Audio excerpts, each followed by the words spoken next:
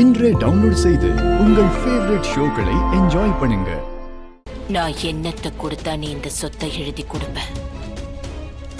எனக்கு அந்த சிகப்பு புடவை வேணும்.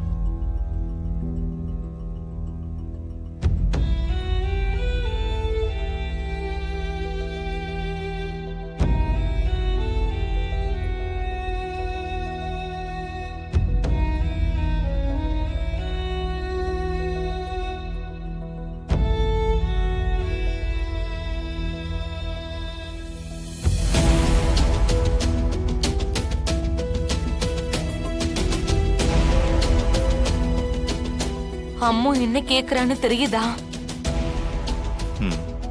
தெரியுது.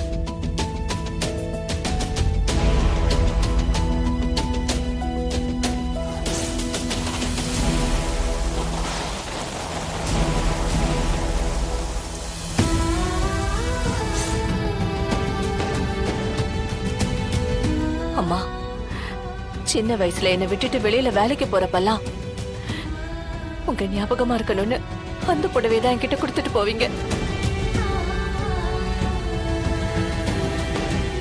அந்த புடவை என் கூட இருந்தாலே நீங்களே என் கூட இருக்கிற மாதிரி தான் தோணும்.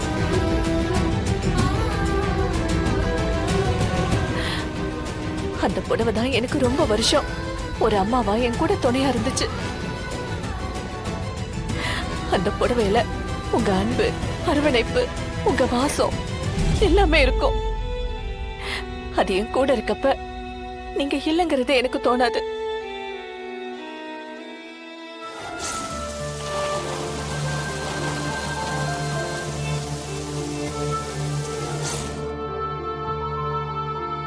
உங்ககிட்ட நான் சொல்ல முடியாத விஷயத்தை எல்லாம் அதுகிட்ட சொல்லிருக்கேன், பேசியிருக்கேன், சிரிச்சிருக்கேன், அழுதுருக்கேன்.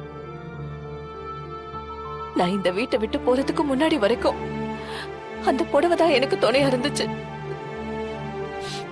என் ரூம்ல நீங்க தூங்க வர்றதுக்கு நேரம் ஆகிறப்பெல்லாம் அந்த புடவையை கட்டி பிடிச்சுக்கிட்டு தான் தூங்குவேன்.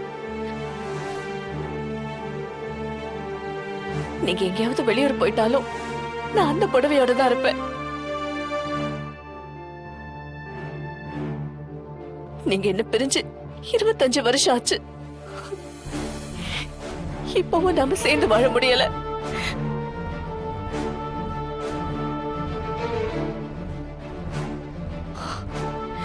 எனக்கு அதுக்கு பதிலா அந்த புடவை வேணுமா?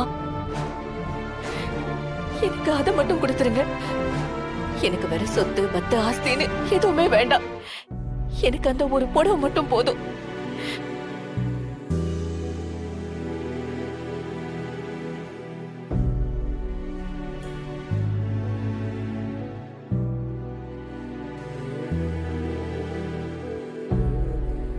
மச்சான், என்ன சொன்னீங்க?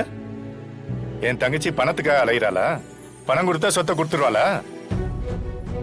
நல்லா புரிஞ்சுக்குங்க மச்சான். என் தங்கச்சியோட குணத்துக்கு அன்பை தவிர வேற எதுவுமே ஈடாகாது.